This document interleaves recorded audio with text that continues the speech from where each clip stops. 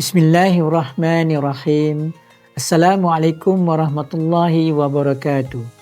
Allahu Akbar, Allahu Akbar, Allahu Akbar, walillahil hamd. Alhamdulillah, sekali lagi kita diberi kesempatan oleh Allah Subhanahu Wa Taala untuk menyambut Hari Raya Aidilfitri pada tahun ini. Saya bagi pihak Majlis Agama Islam Selangor, MAIS, mengucapkan selamat Hari Raya Aidilfitri, maaf zahir dan batin, khususnya kepada warga kerja MAIS, agensi dan anak syarikat MAIS serta Jabatan Hal Ehwal Islam di Selangor. Tidak lupakan juga ucapan ini kepada seluruh umat Islam, khususnya yang berada di negeri Selangor. Syawal adalah bulan kemenangan dan juga bulan untuk kita terus memperkukuhkan ukhuwah di kalangan umat Islam.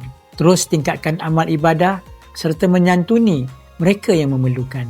Marilah kita bersama-sama mengekalkan semangat Ramadan dengan terus berbuat kebaikan dan kebajikan, menyantuni golongan yang kurang bernasib baik dan memelihara keharmonian masyarakat. Semoga Aidilfitri ini membawa rahmat, kedamaian dan keberkatan kepada kita semua.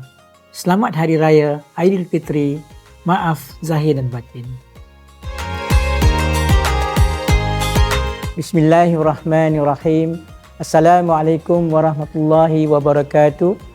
Saya selaku pengurusi Majlis Agama Islam Selangor, MAIS, bersama dengan anggota-anggota MAIS ingin mengambil kesempatan di sini untuk mengucapkan Selamat Hari Raya Aidilfitri, maaf zahir dan batin.